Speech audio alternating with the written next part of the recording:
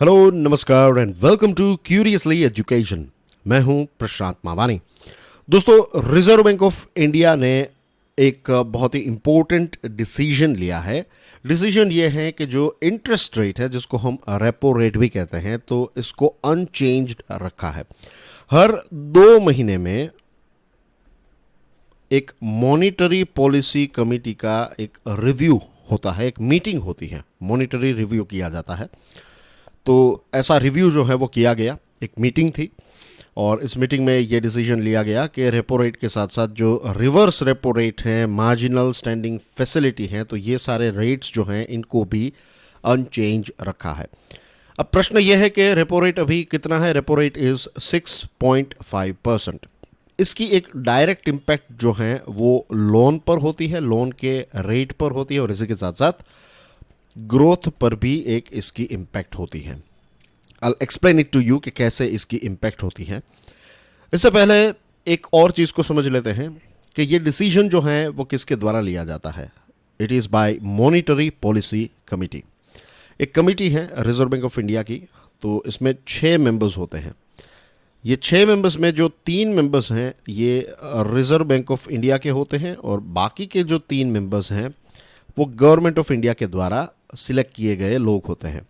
तो टोटल हो गए 6 मेंबर। ये जो आरबीआई के 3 मेंबर्स हैं, इनमें गवर्नर ऑफ आरबीआई भी शामिल होते हैं। ठीक है, तो ये 6 मेंबर्स हर लगभग 2 महीने में, लगभग नहीं लेकिन डेफिनेटली 2 महीने में, फिर टाइम अप एंड डाउन हो सकता है। अभी कुछ समय पहले ऐसा हुआ था कि 2 महीने, हर 2 महीने में जो बाई मंथली मॉनिटरी पॉलिसी, इसको बाई मंथली कहते हैं, बाई मंथली की यानी कि 2 महीने में एक बार होने वाली किसी भी चीज़ को बाई मंथली कहते हैं, बाई मंथली। तो कुछ समय पहले ऐसा हुआ था कि 2 महीने का वक्त ख़त्म नहीं हुआ था और उससे पहले ही ये एक एड हॉक या फिर एक ऑल ऑफ द सडन एक मीटिंग जो है वो मॉनिटरी पॉलिसी कमेटी ने की थी।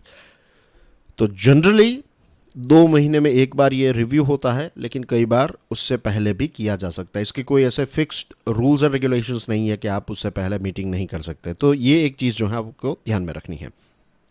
तो एनीवेज, तो ये 6 मेंबर की जो कमेटी है, ये इन्होंने जो डिसीजन लिया ये यूनानिमस था। यूनानिमस यानी कि 6 के 6 मेंबर्स ने ये कहा कि हमें रेपो रेट जो हैं और दूसरे जो रेट्स हैं इनको चेंज नहीं करना है।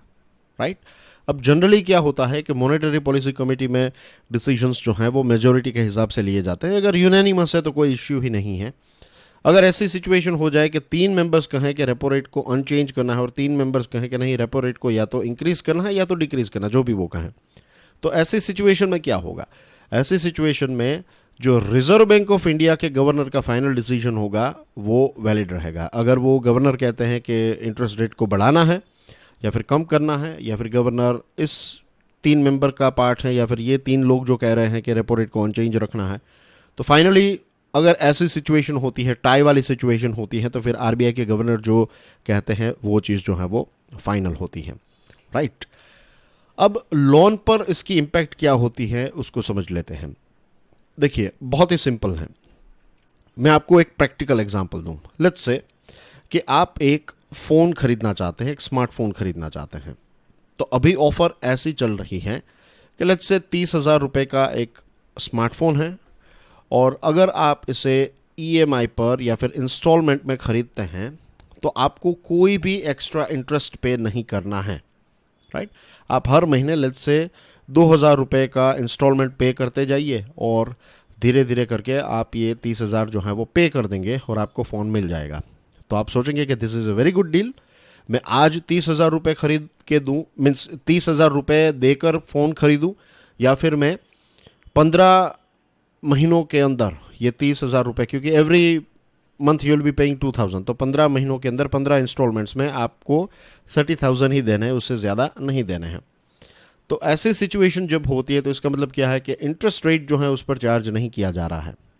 तो ऐसी सिचुएशन में लोग जो हैं वो लोन लेने के लिए तैयार होंगे, क्योंकि इंटरेस्ट रेट या तो ज़ीरो है या तो कम है। ओके, कम होगा तो भी ऐसा होगा। अगर आप घर खरीदना चाहते हैं और interest rate let's say per year का अगर आप 2% ही दे रहे हैं और आप 50 लाख का घर खरीद रहे हैं और हर साल आपको 2% जितना ही इंटरेस्ट देना है, जस्ट इमेजिन, तो फिर आप सोचेंगे कि नहीं, ये तो बहुत अच्छी डील मिल रही है।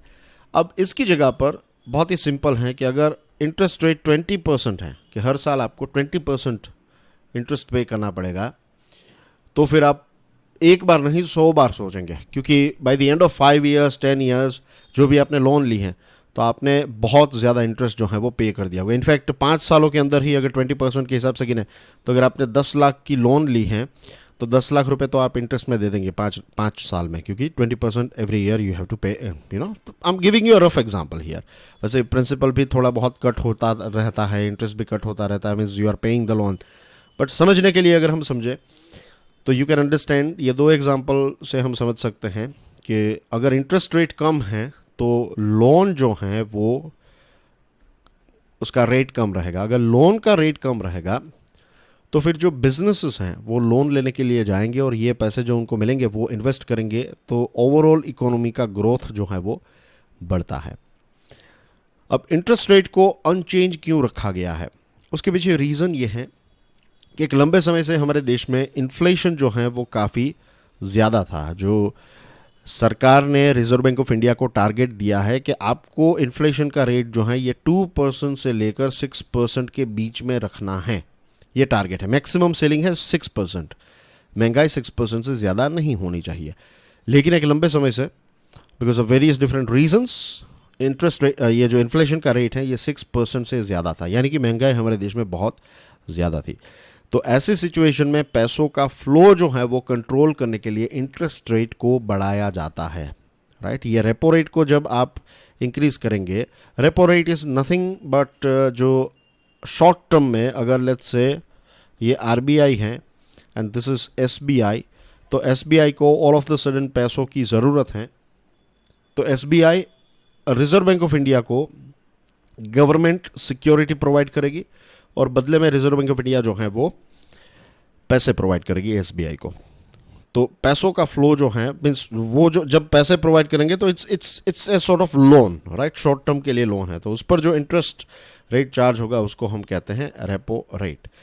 अब अगर पैसों का फ्लो कम करना है तो क्या होगा, ये रेपो रेट जो है उसको इंक्रीज किया जाएगा। तो जब ये इंक्रीज होगा तो एसबीआई कहेगी कि चलो हमारे पास आरबीआई से ली गई जो हमारे पास लोन है, वो जो पैसे हैं तो उसको पे कर देते हैं, क्योंकि ये जो पैसे हमारे पास रहेंगे तो we will pay extra interest on this thing, तो हमारा प्रॉफिट कम होगा, तो फिर वो जी सेक वापस लेकर आरबीआई को अपने पैसे दे देगी। तो बेसिकली मार्केट में से, या फिर आप कह सकते हैं बैंक में से, पैसे जो हैं वो आरबीआई के पास वापस आ गए। तो पैसों का फ्लो जो है वो कम होने लगेगा। फिर एसबीआई के कस्टमर्स जब भी लोन लेने के लिए जाएंगे, अगर एसबीआई के पास बहुत सारे पैसे हैं तो वो लोन देने के लिए तैयार होगा, लेकिन पैसों की शॉर्टेज है तो फिर एसबीआई जो है वो लोन देने के लिए मना नहीं करेगा, लेकिन इंटरेस्ट रेट जो है वो हाई रखेगा, क्योंकि अभी लोन की डिमांड ज़्यादा है और पैसों का फ्लो कम है। So this is how it is controlled. Repo rate का इस्तेमाल जो है वो रफली स्पीकिंग पैसों का फ्लो जो है इकोनॉमी में उसको भी कंट्रोल करने के लिए यूज़ किया जाता है।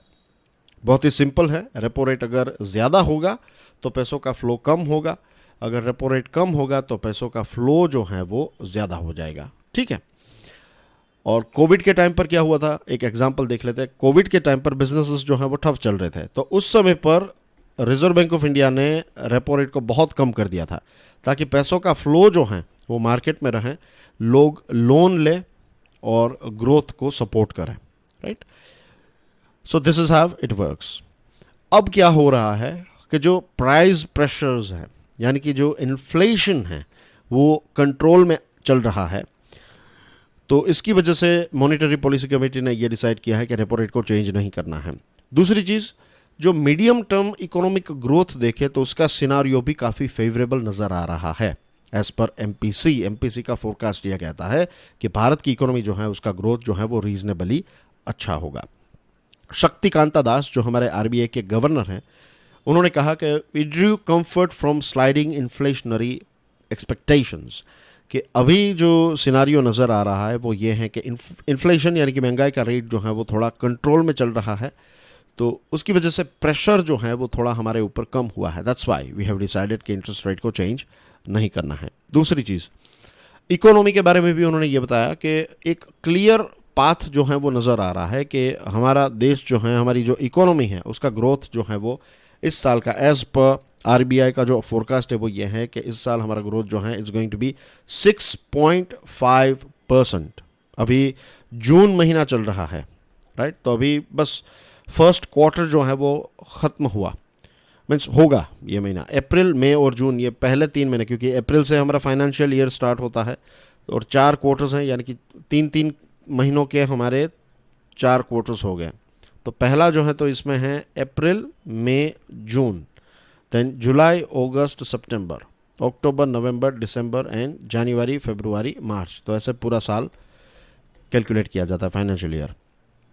तो अभी जून महीना स्टार्ट हुआ है, फर्स्ट क्वार्टर में ही हैं हम इकोनॉमी के फाइनेंशियल ईयर के, और अभी प्रोजेक्शन ये है कि ये साल जो है वो हमारी इकोनॉमी का ग्रोथ 6.5% होगा, which is not bad. In fact दुनिया की दूसरी मेजर इकोनॉमीज़ की बात करें तो उसमें सबसे ज़्यादा ग्रोथ जो है वो हमारे देश भारत का होगा। तो ग्रोथ अच्छा नज़र आ रहा है।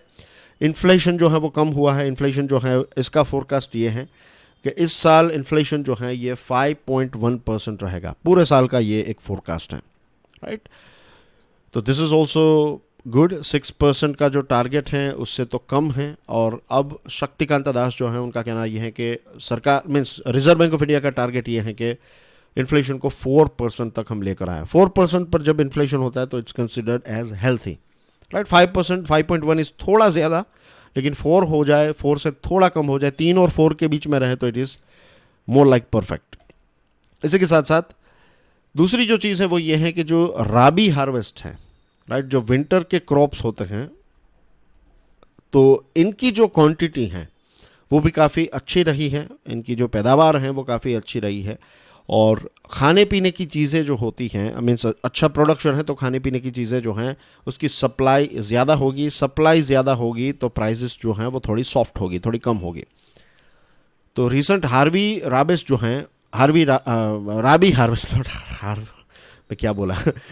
राबी हार्वेस्ट जो हैं, तो अभी जो एडवर्स वेदर इवेंट्स चल रहे हैं या फिर होने वाले हैं, तो इससे एक इम्यूनिटी नज़र आ रही है कि राबी हार्वेस्ट पर इतनी कोई ख़ास इम्पैक्ट जो है वो नहीं होगी। सप्लाई जो है वो रीजनेबल है, तो इसकी वजह से इन्फ्लेशन जो है वो थोड़ा सॉफ्ट हुआ है। इसी के साथ साथ जो ट्विन बैलेंस शीट का जो इश्यू था, ट्विन बैलेंस शीट का मतलब ये है कि जो बैंक हैं और दूसरी तरफ आप ले लीजिए कंपनीज, जिनको मैं यहाँ पर इंक कह रहा हूँ। तो बैंक की जो बैलेंस शीट है, बैंक की जो एसेट्स हैं, बैंक जब लोन देती है तो वो उनकी एसेट होती हैं। तो उनकी एसेट्स जो हैं मीन्स वो लोन दे रहे हैं तो पैसे भी वापस मिल रहे हैं उनको, राइट? बैड डेप्ट नहीं हो रहा है उनका, एनपीए कम हो रहे हैं। दैट मीन्स बैंक की बैलेंस शीट जो है वो हेल्थी है। कॉरपोरेट्स की बात करें तो वो जब किसी से लोन लेते हैं तो वो उनकी लायबिलिटी होती है, क्योंकि वो पैसे उनके तो नहीं हैं, उन्होंने लोन पर लिए हैं, आज नहीं तो कल वो पैसे उनको वापस देने हैं। तो पहले ऐसी सिचुएशन हो गई थी एक समय पर, एक लंबे समय तक ऐसी सिचुएशन रही थी हमारी इकोनॉमी में कि बैंक के एनपीए बढ़ रहे थे और कॉरपोरेट्स जो हैं वो लोन पे नहीं कर पा रहे थे। तो ट्विन बैलेंस शीट प्रॉब्लम इसको कहते हैं। तो अब ये जो है वो रीजनेबली स्पीकिंग काफ़ी हेल्थी हो चुका है, राइट? बैंक की बैलेंस शीट और कॉरपोरेट की बैलेंस शीट जो है वो भी अभी हेल्थी हैं। तो इसकी वजह से एक अच्छा ग्रोथ होने के चांसेस जो हैं वो काफ़ी ज़्यादा बढ़ जाते हैं। कुछ चैलेंजेस भी हैं इकोनॉमी के सामने, जैसे कि एक जियोपॉलिटिकल डेवलपमेंट। अभी रशिया और यूक्रेन का युद्ध चल रहा है, तो इसकी इम्पैक्ट जो है व्हीट प्रोडक्शन, फिर सनफ्लावर और दूसरी सारी सप्लाईज पर इसकी इम्पैक्ट होती है। इसी के साथ साथ इरेटिक वेदर कंडीशन, जो अल नीनियो की कंडीशन जब भी होती हैं, हर बार नहीं लेकिन अल नीनियो का साल जो होता है तो उसमें बारिश जो है वो या तो डिले होती है या तो कम होती है।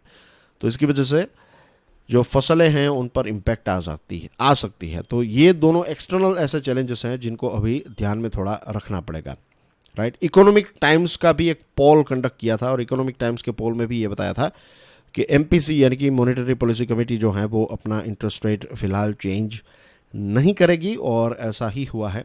ग्लोबल सिनारियो की बात करें तो अलग अलग देशों की जो सेंट्रल बैंक्स हैं वो अभी रिसेशन को फाइट करने की कोशिश कर रही है, खास करके वेस्टर्न वर्ल्ड में, और इसी के साथ साथ इन्फ्लेशन को कंट्रोल करने की कोशिश कर रही है, क्योंकि बहुत सारी जगहों पर जो इन्फ्लेशन का रेट है वो मल्टी डेकेड हाई चल रहा है, राइट? खास करके डेवलप्ड वर्ल्ड की बात करें तो यूएसए, यूके जैसे देश जो हैं वहाँ पर इन्फ्लेशन काफ़ी ज़्यादा बढ़ चुका है और इसकी वजह से वहाँ की सेंट्रल बैंक्स ने इंटरेस्ट रेट को इंक्रीज़ कर दिया है। तो वहाँ पर लोन का रेट जो है वो काफ़ी ज़्यादा है, तो इसकी वजह से उनका ग्रोथ जो है वो इम्पैक्ट हो रहा है। और यूके, यूएसए और यूरोप के देशों का ग्रोथ जब इम्पैक्ट होता है तो भारत के एक्सपोर्ट पर इसकी इम्पैक्ट होती है, क्योंकि ये हमारे लिए एक बहुत बड़ी मार्केट है, यूएसए और यूरोपियन यूनियन, और in general UK and European Union, Europe as a continent.